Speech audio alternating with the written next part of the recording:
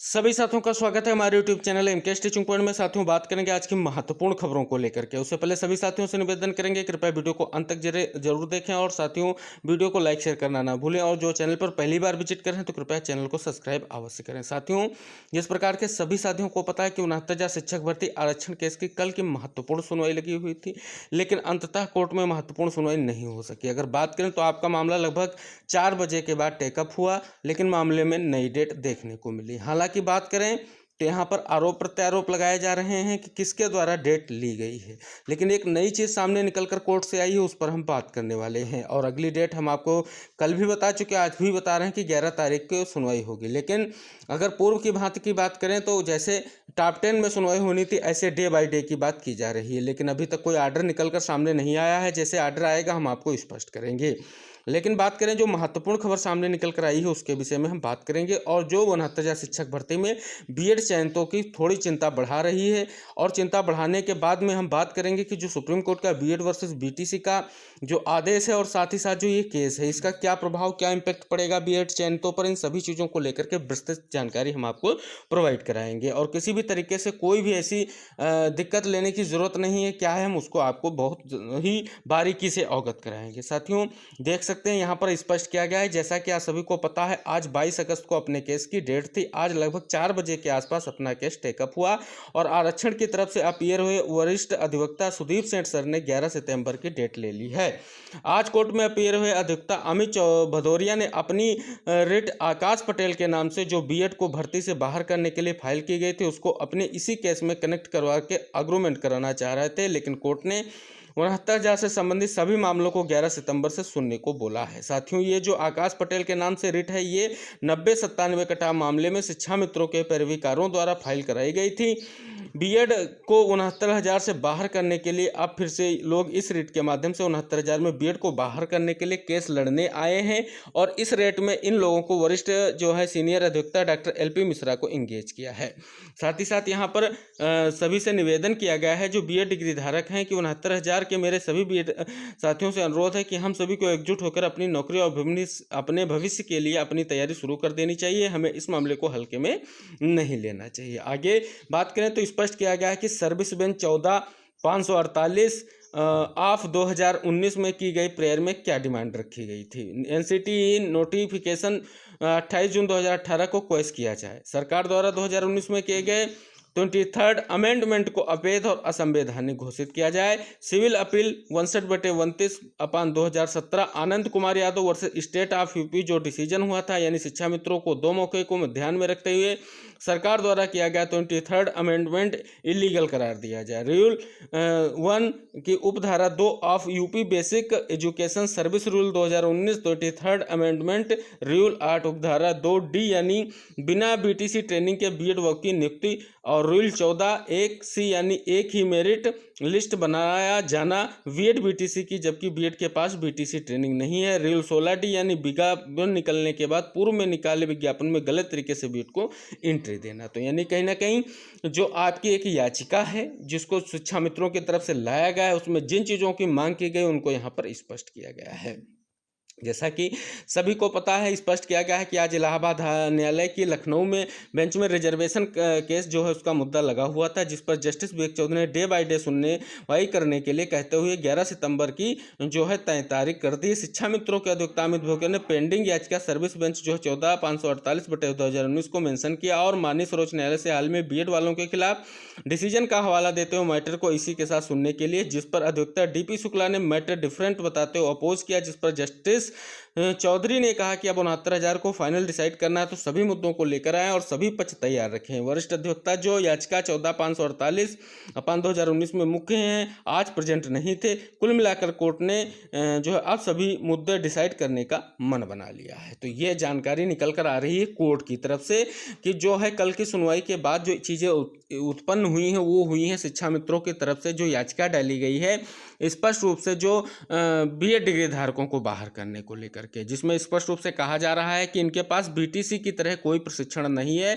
जो पीआरटी के बच्चों को लेकर के इनकी स्थिति को स्पष्ट करे। हालांकि बात करें तो सुप्रीम कोर्ट का आदेश कहता है कि जो है गाइडलाइन को रद्द किया गया है। अभी तक बात करें तो गाइडलाइन को रद्द करने के बाद सीधे तौर पर एनसीटीई ने वही जजमेंट अपलोड किया है। कारण यही है कि जल्द ही कोई नई चीज़ें देखने को मिल सकती हैं। और बात करें तो इस केस का जो है रोल और इम्पैक्ट सुनवाई से स्पष्ट हो सकेगा। हालांकि बात करें तो पूर्व में जो है बीएड डिग्री धारकों के प्रयास के कारण ही शिक्षा मित्रों का मौका मिला था। तो कहीं ना कहीं शिक्षा मित्रों को लेकर के जो स्थिति की जा रही है, क्या सभी शिक्षा मित्र बीएड डिग्री धारकों को जितनी योग्यता रखते हैं, सबसे बड़ा सवाल यही सामने निकल कर आ रहा है।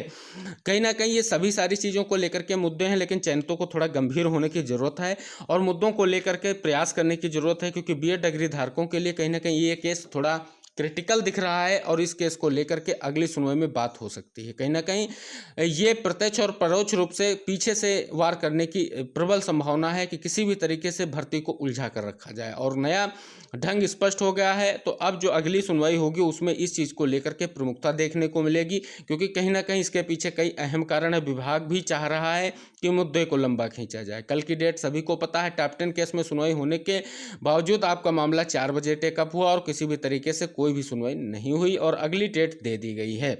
अब अगली डेट में डे बाय डे का जो मुद्दा रखा गया है, सबसे बड़ी बात तो यह है क्या बेंच चेंज होगी और क्या जो आपकी प्रॉपर बेंच राजन राय सर की है उसमें मामले की सुनवाई होगी। तो ये सभी मुद्दे इस प्रकार से इंगित करा रहे हैं कि कहीं ना कहीं इनके पीछे अहम कारण हो सकते हैं। धीरे धीरे करके नए मुद्दे खुल रहे हैं।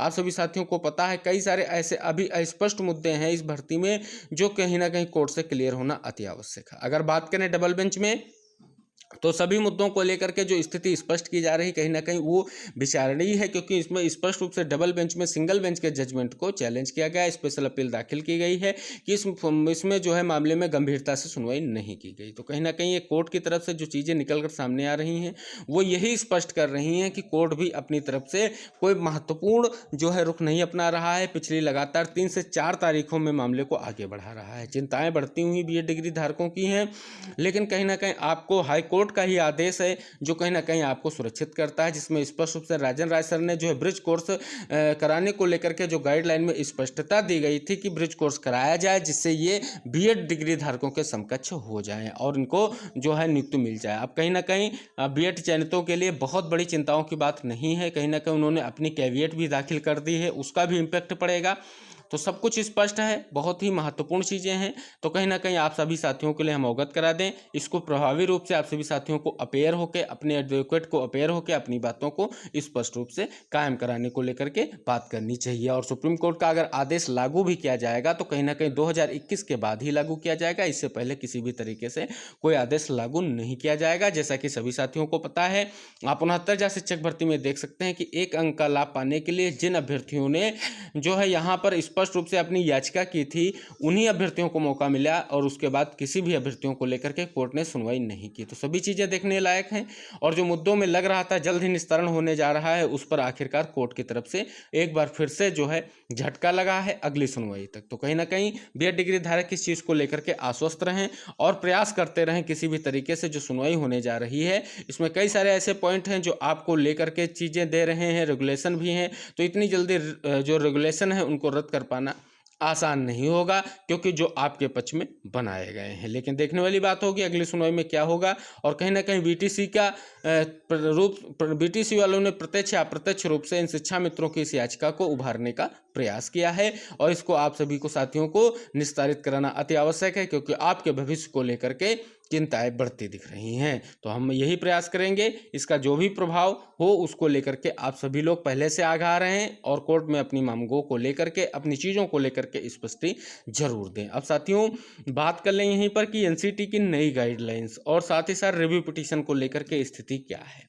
साथियों जैसा कि सभी को पता है, अखिल भारतीय बीएड संघर्ष मोर्चा की तरफ से रिव्यू पिटीशन जो है कोर्ट में होने जा रही है और स्पष्ट रूप से मांग की जा रही कुछ ऐसे पॉइंट्स दिखाए जाएंगे जिसको आधार को लेकर के बीएड डिग्री धारकों को जो है पीआरटी में मौका मिल सके। तो कहीं ना कहीं इसको लेकर के लगातार प्रयास जारी हैं और बहुत ही महत्वपूर्ण चीज़ों का मसौदा तैयार करके जल्द ही इसको कोर्ट में दायर किया जाएगा। यानी सभी पॉइंट पर ध्यान दिया जा रहा है, विधिक राय ली जा रही है और जल्द से जल्द इस रिव्यू पिटीशन को दाखिल करने की बात की जा रही है। हालांकि बात करें एनसीटी न्यू गाइडलाइंस प्रीलिम्स की, इसको लेकर के तरह तरह की चीज़ें आप सभी को सोशल मीडिया के माध्यम से मिल रही हैं। कोई बता रहा है कि स्पेशल जो है डीएलएड का कोर्स जल्द ही चालू किया जाए 1 वर्षीय, और कोई किसी भी तरीके से बात कर रहा है, लेकिन एनसीटी की तरफ से कोई भी ऐसी जानकारी नहीं है कि कैसा क्या प्रारूप निकलकर सामने आएगा।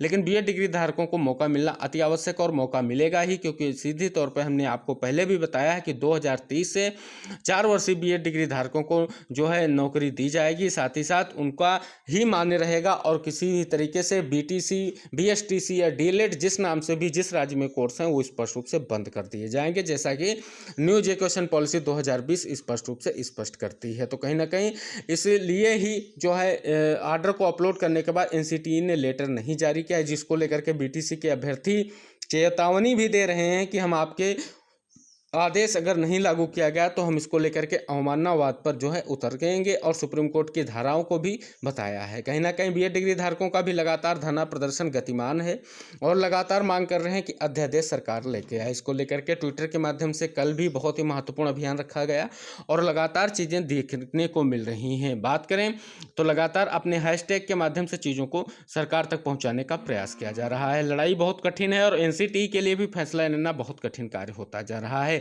अगर राज्यों की तरफ ध्यान दें तो कहीं ना कहीं किसी राज्य की तरफ से कोई स्पष्टीकरण नहीं आया है।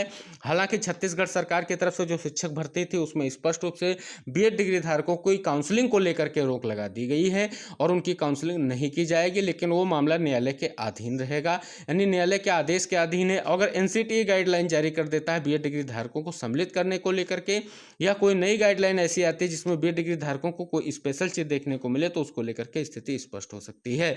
हालांकि बात करें तो कहीं ना कहीं जैसा कि आपका ब्रिज कोर्स, ऐसी ही कोई महत्वपूर्ण चीज़ जो है तैयार करके या कोई ऐसा पाठ्यक्रम तैयार करने की एनसीटी की पूरी कोशिश है जिससे जो है बीएड डिग्री धारक जो है बीटीसी या डीएलएड जो भी आपका कोर्स है इसके समकक्ष जो है आकर के शिक्षक बन सकें और कहीं ना कहीं वो इस प्राइमरी शिक्षक भर्ती में सम्मिलित हो सकें। हालांकि शिक्षा निदेशालय और एनसीटी का स्पष्ट निर्देश दिख रहा है कि बीएड को किसी भी तरीके से पीआरटी से बाहर ना किया जाए। इसको लेकर के कोई ना कोई अध्यादेश आप सभी साथियों को जल्द देखने को अवश्य मिलेगा। जैसे ही कोई महत्वपूर्ण जानकारी आएगी हम आपको जरूर अवगत कराएंगे। साथियों, महत्वपूर्ण जानकारी सामने निकल कर आ रही है कि एलटी ग्रेड शिक्षक भर्ती छोड़कर बाकी सभी भर्तियों का रास्ता साफ, यूपीपीएससी की तरफ से महत्वपूर्ण जानकारी आ रही है। एलटी ग्रेड शिक्षक को छोड़कर के बाकी सभी भर्तियों का रास्ता साफ हो गया। उत्तर प्रदेश लोक सेवा आयोग ने महीनों से अटकी कुछ भर्तियों के विज्ञापन जारी कर दिए हैं, जबकि कुछ के संभावित विज्ञापनों की सूचना जारी कर दी। वहीं एलटी ग्रेड शिक्षक और प्रवक्ता भर्ती अब भी अर्हता के विवाद में फंसी है। अभ्यर्थियों को कई प्रमुख भर्तियों का महीनों से इंतजार था, लेकिन समकक्ष अर्हता पर स्थित स्पष्ट न होने और अन्य कारणों से भर्तियों में फंसी रह गए। इसमें समीक्षा अधिकारी, सहायक समीक्षा अधिकारी, अपर निजी सचिव, स्टाफ नर्स, एलटी ग्रेड शिक्षक भर्ती, प्रवक्ता भर्ती प्रमुख रूप से शामिल है। आयोग ने एलटी ग्रेड शिक्षक और प्रवक्ता भर्ती को छोड़कर बाकी सभी भर्तियों पर स्थिति स्पष्ट कर दी है।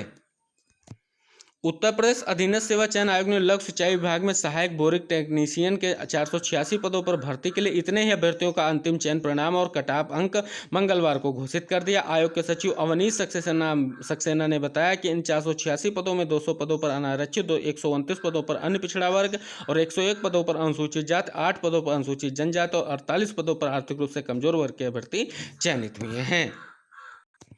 तो साथियों, ये थी कुछ विशेष जानकारियां जिन पर हमने चर्चा की है। जो भी अन्य महत्वपूर्ण जानकारियां हमें प्राप्त होती रहेंगी और आपकी भर्तियों से संबंधित जो भी महत्वपूर्ण जानकारियां निकलकर सामने आती रहेंगी, हम वीडियो के माध्यम से आपको अवगत कराते रहेंगे। हम आशा करेंगे आप सभी साथी इस वीडियो को लाइक शेयर करते हुए चैनल को सब्सक्राइब करेंगे और सभी साथियों को चैनल से जुड़ने के लिए प्रेरित करेंगे। इसी आशा के साथ मिलते हैं अगली खबरों के साथ। तब तक के लिए जय हिंद, टेक केयर, बाय बाय साथियों।